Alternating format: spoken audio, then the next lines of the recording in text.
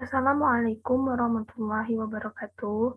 Perkenalkan, nama saya Nada Afrimasari, NIM 2010205028 dari kelas Tadris Matematika 3A. Video ini dibuat untuk memenuhi tugas ujian tengah semester saya pada mata kuliah Sejarah dan Filsafat Pendidikan Matematika dengan dosen pengampu Ibu Messi Octavia, SPD MSI. Pada video kali ini, saya akan membahas tentang salah satu tokoh matematikawan, yaitu Pythagoras. Yang pertama yaitu biografi Pythagoras. Pythagoras adalah seorang matematikawan dan filsuf Yunani yang paling dikenal melalui teoremanya. Selain itu, Pythagoras juga dikenal sebagai bapak bilangan. Pythagoras lahir di Yunani Selatan, tepatnya di Pulau Samos pada tahun 570 sebelum Masehi. Ayahnya bernama Menesarchus, yang merupakan seorang pedagang kaya dari Tyre, dan ibunya bernama Pythais, yang merupakan seorang penduduk asli di Pulau Samos. Dan Pythagoras juga memiliki beberapa saudara kandung. Pythagoras menghabiskan sebagian masa kecilnya di Pulau Samos. Ketika ia tumbuh dewasa, ia mulai menemani ayahnya dalam berdagang. Ayahnya pernah membawa Pythagoras ke Tirus. Di situ ia belajar di bawah para sarjana di Suriah. Pythagoras kemudian belajar ekstensif di bawah guru yang berbeda. Dia belajar puisi, membaca karya penjangga Homer, dan juga memainkan alat musik kecapi. Selain belajar dari para sarjana di Suriah, dia juga belajar di bawah bimbingan para sarjana di Chaldea. Pyrrhichides of Syros juga merupakan salah satu guru awal Pythagoras, di mana dia belajar tentang filsafat. Pada usia 18 tahun, Pythagoras pergi ke Miletus untuk bertemu dengan Thales. Thales merupakan seorang ahli matematika dan astronomi. Meskipun pada waktu itu Thales sudah terlalu tua, pertemuan itu cukup membuahkan hasil. Dari pertemuan itu menimbulkan minat Pythagoras dalam ilmu pengetahuan matematika dan astronomi. Pythagoras juga pernah belajar ke salah satu murid Thales yang bernama Anaximander. Pada tahun 535 sebelum Masehi, Pythagoras berangkat ke Mesir untuk belajar atas nasihat dari Thales. Pythagoras pergi ke Mesir untuk berguru, menimba ilmu pada imam-imam Mesir. Namun, menurut pendapat lain, Pythagoras pergi ke Mesir untuk melarikan diri dari tirani Polikrates, yang merupakan penguasa Samos pada saat itu. Pythagoras tinggal di Mesir selama hampir 10 tahun. Kecerdasannya yang luar biasa mengakibatkan para imam Mesir tidak mampu menempatkan Pythagoras sebagai murid, kecuali salah seorang imam yang bernama Thebe dan imam-imam Chaldea. Ia belajar tentang astronomi, geometri, dan juga mengenai ritus-ritus musik. Pada tahun 522 sebelum Masehi, Kambias II dari Persia meninggal dalam keadaan misterius, dan juga Polikrates yang merupakan penguasa tirani Samos pada saat itu juga terbunuh. Peristiwa ini membuat kesempatan bagi Pythagoras untuk kembali ke Samos, dan ia lakukan pada tahun 520 sebelum Masehi.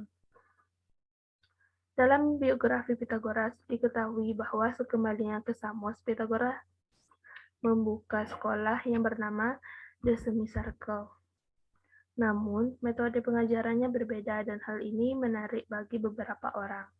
Pada tahun 518 sebelum Masehi, Pythagoras memindahkan sekolahnya ke Kroton di Italia Selatan. Sekolah itu menjadi sangat terkenal, bahkan akhirnya Pythagoras menikah dengan salah satu muridnya yang bernama Theano. Menurut berbagai pendapat, Pythagoras dan Theano memiliki seorang putra yang bernama Telauges dan 3 anak perempuan yang bernama Damo, Arignote, dan Mia. Putri kedua mereka, Arignote, adalah seorang sarjana yang terkenal, dan putri ketiga mereka, Mia, dikatakan telah menikahi pegulat terkenal, Milo of Croton. Gambaran rinci tentang Pythagoras tidak terlalu jelas. Dikatakan setelah itu, dia pergi ke kota Delos pada tahun 513 sebelum Masehi untuk merawat penolong sekaligus gurunya, yaitu Pyrrhides. Pythagoras menetap di sana sampai ia meninggal pada tahun 575 sebelum Masehi. Sepeninggalannya, sekolah Kroton berjalan terseok-seok dan banyak konflik internal, tetapi dapat terus berjalan sampai 500 sebelum Masehi, sebelum menjadi alat politik. Selanjutnya yaitu aliran dan pemikiran Pythagoras. Aliran yang didirikan Pythagoras bersifat religius, bukan politik, sebagaimana pernah diperkirakan. Mereka menghormati dewa Apollo. Pythagoras dijunjung tinggi dalam kalangan mereka. Di antara pengikut-pengikut Pythagoras, di kemudian hari berkembanglah dua aliran. Yang pertama disebut dengan akusmatikoi.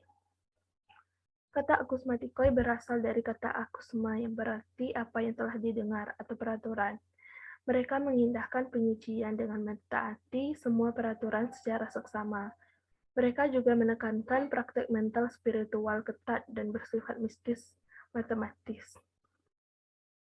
Yang kedua disebut dengan matematikoi. Kata matematikoi berasal dari kata matesis yang berarti ilmu pengetahuan. Mereka mengutamakan ilmu pengetahuan, khususnya ilmu pasti, dan juga menekankan pada penelitian alam yang dengan metode ilmiah. Selanjutnya, pemikiran Pythagoras.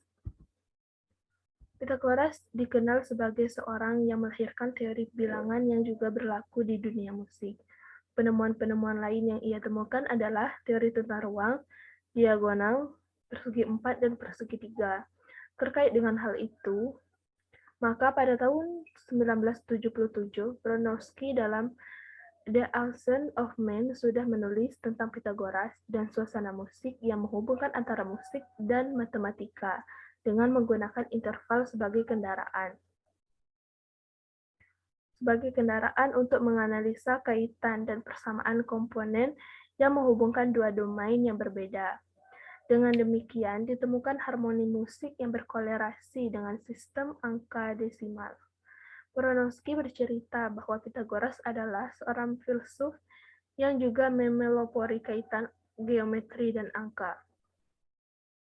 Dia temukan relasi dasar antara harmoni, musik, dan matematika, dan menemukan bahwa nada yang suaranya menyenangkan dan nyaman untuk telinga kita terhubung dengan pembagian tali-tali senar sesuai dengan pembagian bilangan bulat. Karenanya, Bronowski percaya bahwa manusia mampu menghitung orbit dari benda-benda di langit dengan menghubungkan dengan interval dan musik, dan bahwa semua keteraturan di alam semesta adalah musik. Gerak langit bersuasana musik, dan semua suara ini dikuasai oleh jumlah yang eksak.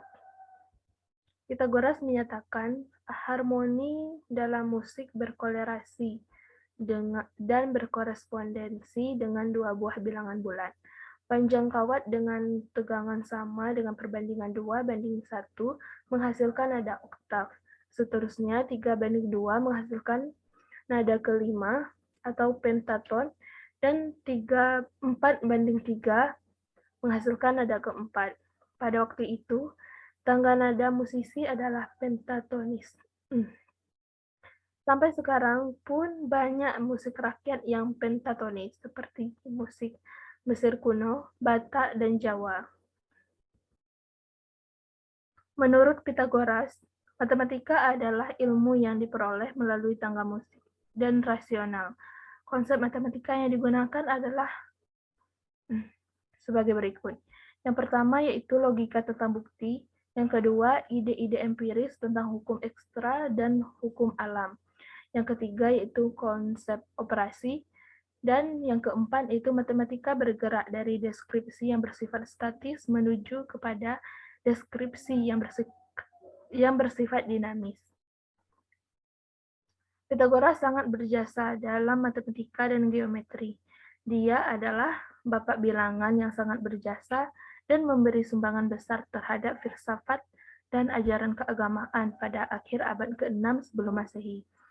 Pythagoras telah membuktikan sebuah dalil umum, bukan hanya segitiga 3:4:5 Mesir atau segitiga Babilonia, tetapi juga setiap segitiga siku-siku. Selanjutnya yaitu penemuan Pythagoras. Pada penjelasan sebelumnya telah dijelaskan bahwa Pythagoras telah menemukan teori bilangan yang berlaku di dunia musik, teori tentang ruang, teori tentang diagonal, dan teori tentang persegi tiga dan persegi empat. Dan penemuan yang paling dikenal yaitu teorema Pythagoras. Teorema Pythagoras menyatakan bahwa kuadrat dari sisi yang terpanjang atau disebut dengan hipotenusa sama dengan jumlah kuadrat pada kedua sisi lainnya, dengan syarat bahwa segitiga tersebut adalah segitiga siku-siku. Walaupun fakta di dalam teorema ini telah banyak diketahui sebelum lahirnya Pythagoras, namun teorema ini dikreditkan kepada Pythagoras karena ia yang pertama kali membuktikan pengamatan ini secara matematis. Mungkin itulah pembahasan tentang Pythagoras dari saya. Mohon maaf jika terdapat kesalahan dan kekurangan. Saya tutup dengan wassalamualaikum warahmatullahi wabarakatuh.